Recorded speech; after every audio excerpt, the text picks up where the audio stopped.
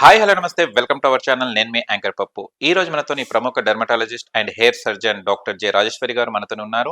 And hair మీద వచ్చే సమస్యల గురించి డాక్టర్ గారిని అడిగి తెలుసుకోవడం ప్రయత్నిద్దాం. నమస్తే మేడం. నమస్తే పప్పు గారు, బాగున్నారా? బాగున్నా, మీరు ఎలా ఉన్నారు? బాగున్నాను. ఓకే, ఇప్పుడు మీరు 4 టెక్నిక్స్ చెప్పారు కదా, అవును. అందులో ది బెస్ట్ టెక్నిక్ ఏంటిది, ఏది ఎంచుకోవాలి? సో బెస్ట్ టెక్నిక్ అంటే FUE and DHT it's best. Best.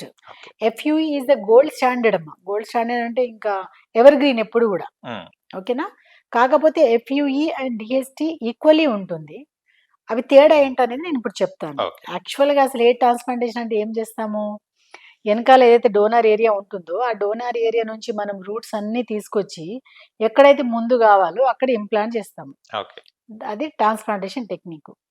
మీరు ఈ 4 టెక్నిక్లో అంటే FUT సర్జరీ కాకుండా ఈ 3 టెక్నిక్స్లో సేమ్ ప్యాటర్న్ ఉంటుంది. అంటే హెయిర్ తీయడం డోనర్ ఏరియా పెట్టడంలోనే కొంచెం తేడా ఉంటుంది. సో నేను అండ్ గ్లోబల్లీ అంటే యాక్సెప్టబుల్ ఉన్న treatments FUE and DHT. So FUEలో ఏమవుతుంది, DHTలో ఏమవుతుంది, వాట్ ఇస్ డిఫరెంట్ అంటే FUEలో ఏమవుతుందంటే మనము ఇప్పుడు వెనక నుంచి రూట్స్ తీసుకొచ్చి పక్కన పెట్టుకున్నాం. దాన్ని మళ్ళీ ఎక్కడైతే కావాలో బట్టతల మీద మనం ఇంప్లాంట్ చేయాలి, అంటే నాటాలి. సో ఆ ఇంప్లాంట్ చేసేటప్పుడు హోల్స్ వేయాలి.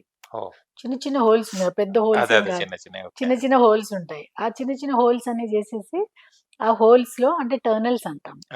ఆ టర్నల్స్ లో ఈ తీసిన రూట్స్ ని ఇంప్లాంట్ చేయాలి.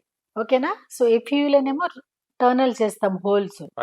అదే DHTలో అయితే హోల్స్ లేకుండా డైరెక్ట్ గానే ఇంప్లాంట్ చేస్తాం. సో కాబట్టి FUE కూడా బెస్ట్, DHT బెస్ట్. ఈ రెండిట్లో కనుక ఏదైనా బెస్ట్ అంటే DHT technique is the best.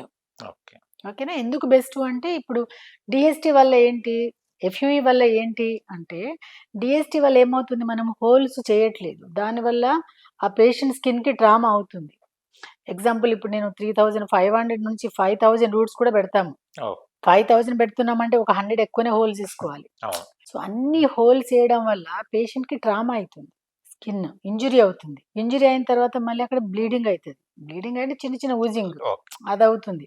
Plus time కూడా ఎక్కువ కన్జ్యూమ్ తీసుకుంటుంది హోల్స్ వేయడం వల్ల. సో DHTలో ఏమవుతుంది, మనకి ట్రామా అవ్వదు, టైం కన్జంప్షన్ కూడా అవ్వదు, 5000 హోల్స్ వేయాలి అండ్ పేషెంట్ కి బ్లీడింగ్ కూడా అవ్వదు. సో చాలా తక్కువ టైంలో వితౌట్ సైడ్ ఎఫెక్ట్ అయిపోతుంది. కాబట్టి so DHT is the best technique.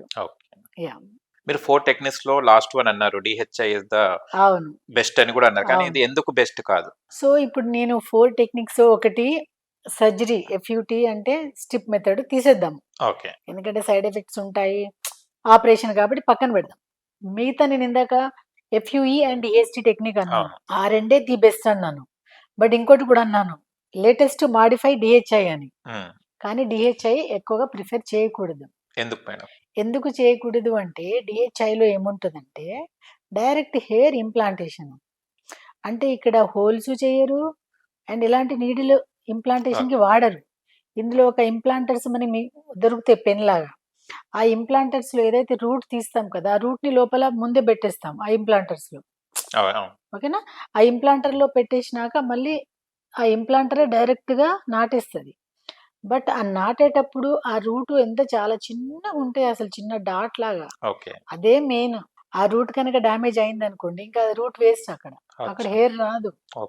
So మనకి పెట్టేటప్పుడు కళ్ళకి కనిపించదు, డైరెక్ట్గా బ్లైండ్గా పెట్టేస్తాం. కాబట్టి survival rate and transaction rate అంటే రూట్స్ పాడయ్యే ఛాన్సెస్ ఎక్కువ ఉంటాయి.